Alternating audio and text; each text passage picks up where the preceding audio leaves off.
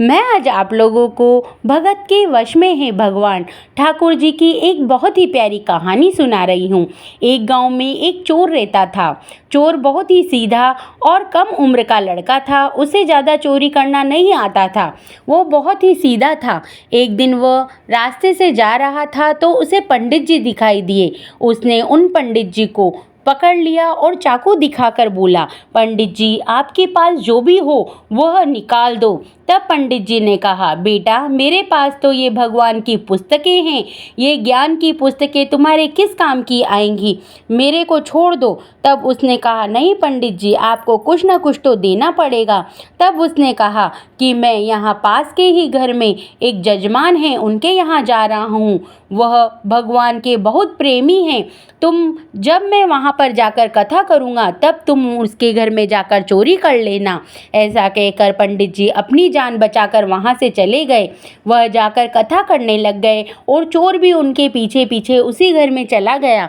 जब पंडित जी कथा कर रहे थे तब चोर चोरी करने लग रहा था, लेकिन जैसे ही पंडित जी की कथा की आवाज़ उसके कानों में पड़ी तब कथा के माध्यम से उन्होंने कहा कि यहाँ से थोड़े मील दूर ही एक गांव है वृंदावन, वहाँ पर एक कान्हा नाम का लड़का है, बहुत ही छोटी उम्र का है।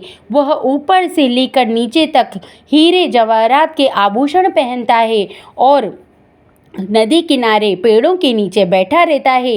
रात में वो वहाँ ज़रूर आता है। ऐसा जैसे ही उस चोर के कानों में पड़ा तब उसने वहाँ चोरी करने का मन तो छोड़ दिया और वहाँ से चला गया।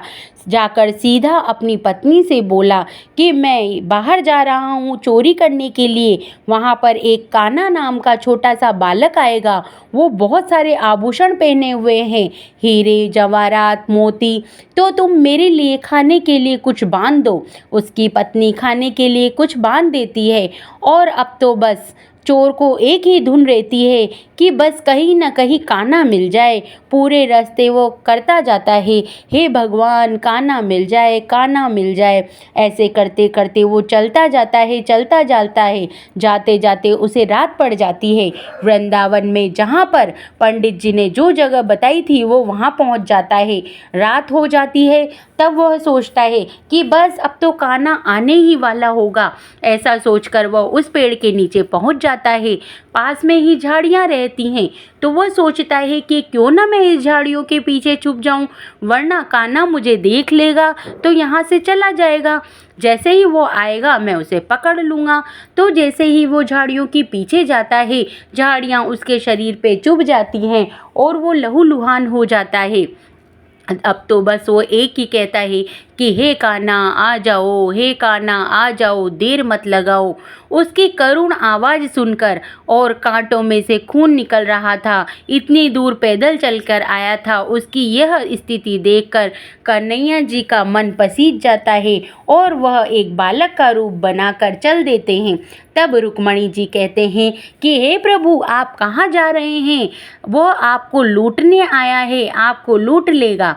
तब भगवान कहते हैं कि हे रुक्मणी जी मैं तो ऐसे अपने भक्तों पर 1000 बार लूटने को तैयार हूँ। उसकी स्थिति आपने देखी नहीं, शरीर पर झाड़ियाँ लगी हुई हैं, कांटों से खून बह रहा है और इतनी दूर पैदल चल के आया है तो उसके पैरों में छाले पड़ गए हैं, मैं तो जा रहा हूँ। ऐसा कहकर भगवान एक छोटे से बालक का रूप बनाकर बहुत से आभूषण पहनकर आते हैं।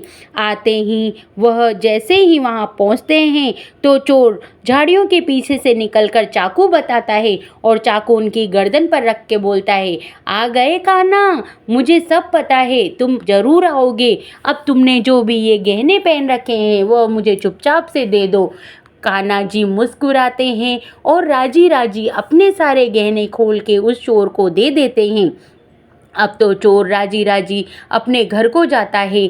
घर पे जाकर अपनी पत्नी को सारे गहने देता है और कहता है कि धन्य हो वो पंडित जी जो उन्होंने मुझे कान्हा का मिलने के लिए कहा और कान्हा का पता बताया। अब तो इनमें से मैं आधे आभूषण उनको दूंगा और वो आधे आभूषण अपने घर पर रखकर आधे आभूषण ले जाकर पंडित जी के चरणों में रख देता है।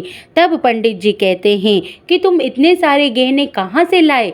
तब वो कहता है कि हे पंडित जी महाराज, आपकी वजह से ही मेरे को इतने गहने मिले हैं, इसलिए मैं आधे आपके लिए लाया हूँ। आपने कहा था ना कि वहाँ पर कान्हा आएगा, इसलिए मैं वहीं गया था और कान्हा से सारे जेवर लूट लाया। तब पंडित जी कहते हैं कि तुम क्या कह रहे हो? कि मैं सच कह रहा हूँ कि तुम मुझे उस जगह ले जाकर कान्हा के दर्शन करवा सकते हो? कि हाँ पंडित जी, मैं करवा सकता हूँ। अब तो पंडित जी अपना सारा सामान समेट के उसके साथ चल देते हैं। चलते चलते उनको रात हो जाती है। उसी पेड़ के नीचे बैठकर दोनों झाड़ियों के पीछे छुप जाते हैं। दूसरे दिन फिर कान्हा जी अब वह बालक का रूप बनाकर वहीं आते हैं।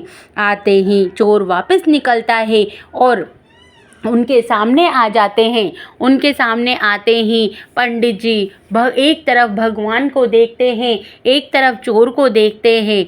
भगवान की तरफ देखकर वो चोर के पैरों में गिर जाते हैं और कहते हैं कि हे चोर, मैं तुम्हारी वजह से, तुम धन्य हो, तुम्हारी वजह से मुझे आज भगवान के ठाकुर जी के दर्शन हो गए। मैंने पूरी उम्र पूजा की, पाठ की, पर मुझे भगवान ने दर्शन नहीं दिए और आज तुम्हारी वजह से मुझे भगवान के दर्शन हो गए।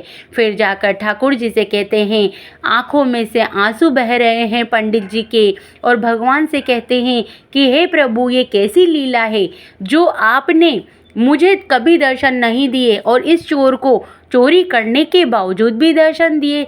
तब भगवान मुस्कुराते हैं और कहते हैं कि पंडित जी, ये बहुत ही सीधा मनुष्य है। आपके कहने पर इसने कुछ नहीं देखा। यह छाले पड़ रहे हैं पैरों में, खून बह रहा है शरीर पर, फिर भी कान्हा आ जाओ, कान्हा आ जाओ। मैं तो भगत के वश में रहता हूँ, जो मुझे प्यार से याद करते हैं मैं उनको दर्शन दे देता हूँ। और आप तो बहुत ही पहुँचे हुए विद्वान हैं, आपको तो वैसे ही भगवान की प्राप्ति हो जाती है, पर यह कभी मुझे नहीं पा सकता था, आपके माध्यम से ही इसने मुझे पाया है। तो मैं तो भक्तों के भावना का भूखा हूँ। तो ऐसे ही हमारे ठाकुर जी, वो भावनाओं के भूखे हैं और भगत के वश में हैं। तो प्रेम से बोलिए, जय श्री कृष्ण, जय राधे राधे।